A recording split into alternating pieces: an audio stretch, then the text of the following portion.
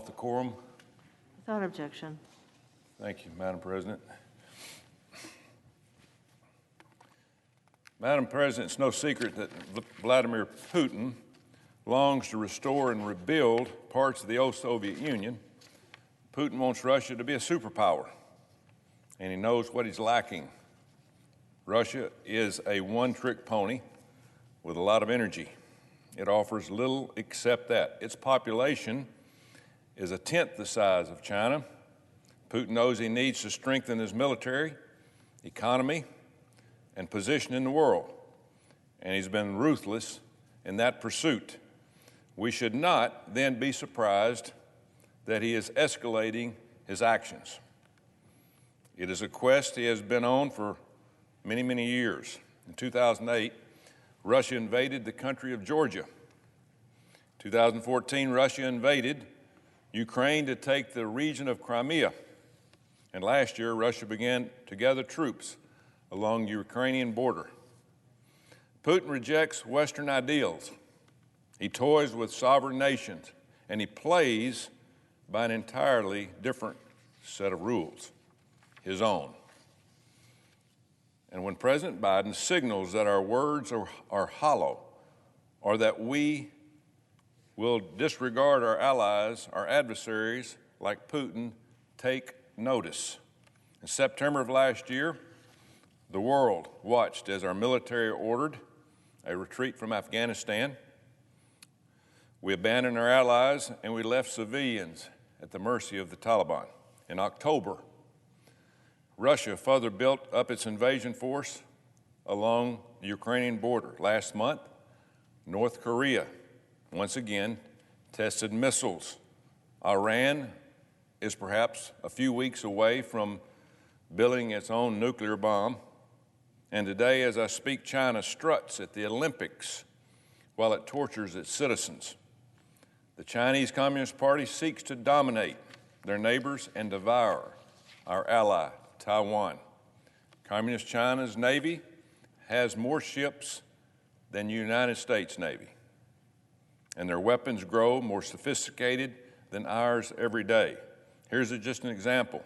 The Chinese successfully tested a hypersonic missile in December while we're still at the drawing board. Dictators and bullies zero in on weakness like a homing beacon.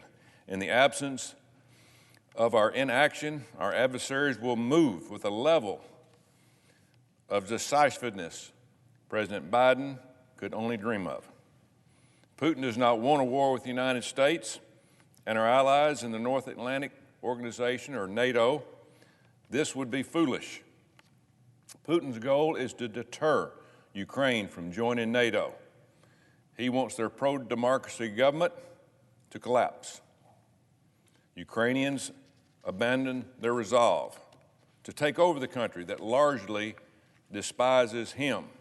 He wants a buffer between him and the West. And he wants the United States to step aside and let him do this. To be clear, we do not want American bloodshed in Ukraine, but neither do the Ukrainians. Last year, I traveled to Ukraine with several other members of Congress and met with President Zelensky of Ukraine. The Ukrainian president told me Ukrainians do not want Americans' boots on the ground. Ukrainians are willing and ready to fight their own fight. All they ask is for support, not blankets and helmets, but weapons that can help them fight off the aggression. While Ukrainians have been sounding the alarm, our president has been asleep at the wheel. When Russia was amassing troops along the Ukrainian border, President Biden was giving a blistering speech about voting rights, saying anyone who disagreed with him wants to destroy our country.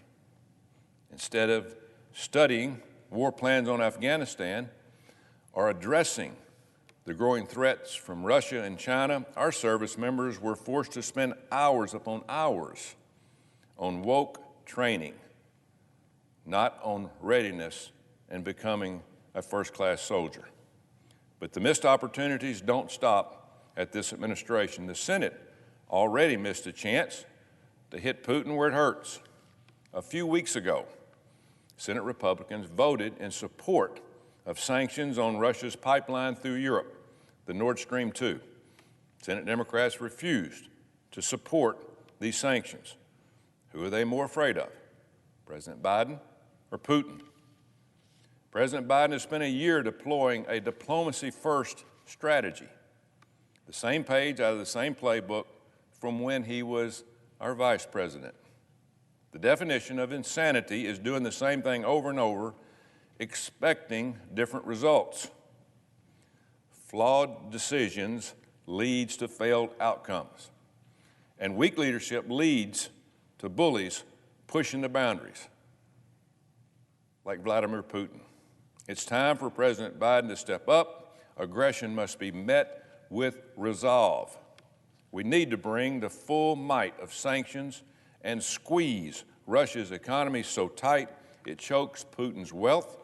This includes sanctions on Nord Stream 2 and actions like delisting Russian companies in our capital markets, hopefully to devalue their currency, the ruble. We need to show Putin that it is short-sighted to take Ukraine and think it is a victory. This may be another effort in a decades-long pursuit, but it will be met with fury and a fury of sanctions. Looking forward, the question becomes this: when our adversaries like Russia and China test our resolve again, will they be met with meekness or might? Standing on this floor, lobbying advice to our president to be stronger, to get tough, is not enough, and it's not going to work. That's too simplistic of a view. This moment requires more than that. The answer is not to simply project strength, it is to be strong. We have to be a strong nation that impresses and scares the bullies. Not a weak country, but a country that is strong. We need to get back to what makes this country so great in the first place, and that is the following. First, practice peace through strength. That means we make the necessary investments to modernize our military. The highest possible percentage of money we spend at the Department of Defense should go to building a killing machine. We are a superpower. We're not trying to be one, but our adversaries are outpacing us. Second, return our economic strength. We have to get our physical house in order, and it starts in Congress. Inflation has engulfed our economy. Families face bare grocery shelves and gas that is more in some places than $5 a gallon. Our national debt just crested at $30 trillion, amounting to almost $100,000 per citizen in our country alone, just their debt themselves. We need to return a free market enterprise with less government intervention. And third, regain our political strength by anchoring in our American strength of character. That's what this country is about. In the past year, the administration has shown our borders and our laws are not important. Over 2 million immigrants entered our country illegally day by day, and that figure increases as we speak. Additionally, COVID's winter surge caught the administration flat-footed, leaving the most vulnerable among us short of tests and of therapeutics. Our country is divided on issues ranging from education to public health. The administration has attacked the policies and believes that made our country so great. But we have to return to champion that spirit of American resolve and determination in all facets of life. The strength of our nation depends on it. The future of our nation depends on it. After this dark year, marked by uncertainty, Americans are ready to return to the path of American independence. Americans across the country want to reignite the American dream and rekindle American ingenuity. We should all. This is something all of us, from members of Congress to our president, should want. Putin thinks that because our president has projected weakness, America is weak. How wrong he is. To Russia and China, I say, betting against the United States and rolling the dice against Ukraine or Taiwan is a losing game. We need to show the world that the United States is still the brightest beacon of freedom, hope, and democracy. And again, I do not want American blood to be shed in Ukraine, but we should support a democracy against any tyrant. I notice the absence of a quorum. Clerk will call the roll.